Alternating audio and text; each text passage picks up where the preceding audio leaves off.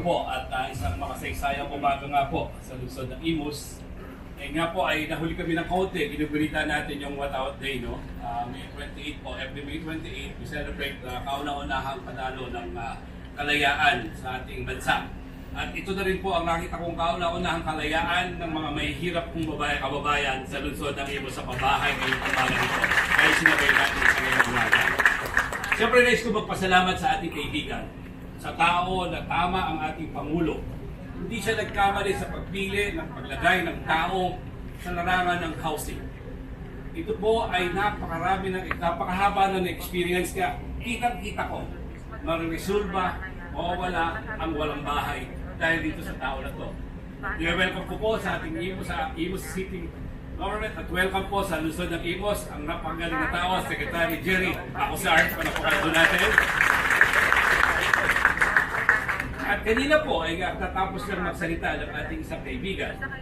Ang alam ko, hindi masyadong madaling magsalita, pero ngayon kita-kita na kung nagiging bilyonaryo, gumagaling na rin magsalita. From lahat, ang chairman ng Mega White. Sabi ko nga, hindi ako kukuha ng partner ng mahila. Ang kinuha po nating partner, katikano, magaling sa pagtatayo ng building, si Edgar Saavedra. Malapakan natin ang Mega White. At siyempre, nagulat din ako, dito yung ating kaibigan na napakatagal na natin kasama sa Kongreso. Pagka mayroong hearing ang DOTR, ngayon, alibasa magaling, hindi natatapon. Nakuha ng housing. Yusek Jerry de Guzman, palapan natin, Gary de Guzman. At sa lahat po na nandito, hindi ko na isa-isahin sa aking mga kasamang maglingkod sa lungsod ng Imus, ang ating mga city councilor, palapakan natin.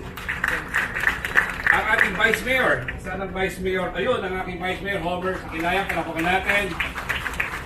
At ang ating makisig na congressman na kinatawan ng Katlog Distrito. At alam ko na hindi tayo pinababayaan, Congressman AJ Advincola. Sa ating pong lahat, sa mga department heads na nandito, sa lahat po na nasa kwartong ito, isang mapagpalat, malayang umaga nga po muli sa ating lahat. Ito na po yung katuparan. Ito na po yung hinihiling natin. Pareho kami ni Edgar na galing sa pagiging mahirap. Nagsikap, nagtiyaga, at nakarating kung nasaan kami ngayon. Hindi namin to gusto o talagang itinalaga ng Diyos. Narito kami, bilang kapalit naman, gusto rin namin tumulong, umalalay, sumuporta sa ating mga kababayang mahihirap.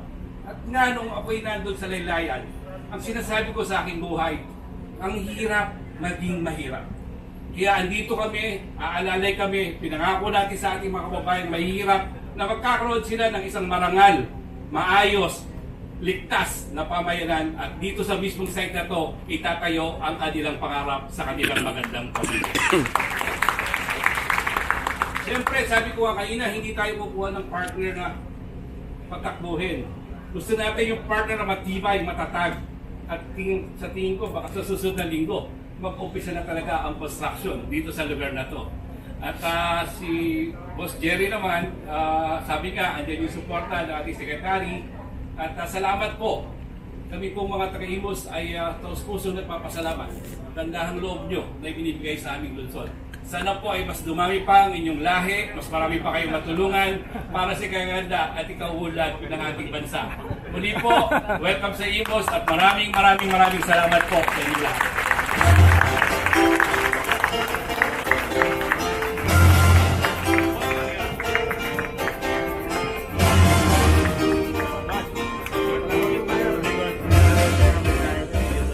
Thank you for that very heartfelt message, Mayor AA. To introduce our guest of honor for this morning, may I invite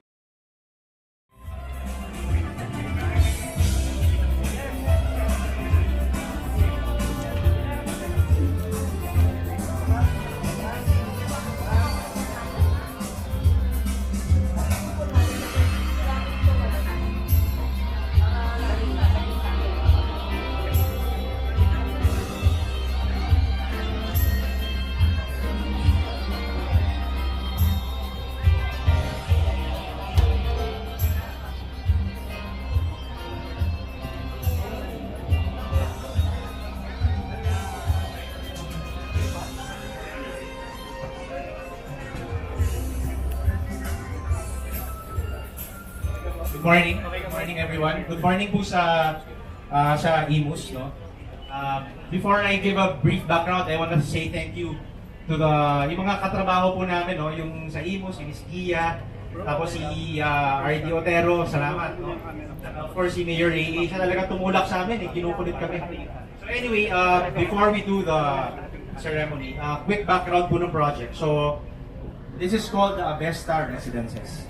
And this is going to be developed by PH1 World Developers and partnered with Mega White Construction Corporation. And the property is 1.3 hectares, composed of 5 buildings. And each building po, 10 stories. So mid-rise po siya.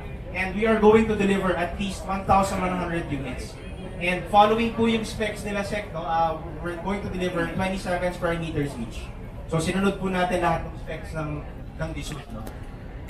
And of course, hindi po makukulang. Hindi porket pabahay program, Philippine, no?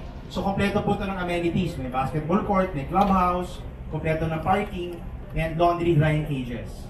And of course, our primary beneficiaries would be the government employees. So, thank you po sa lahat ng stakeholders.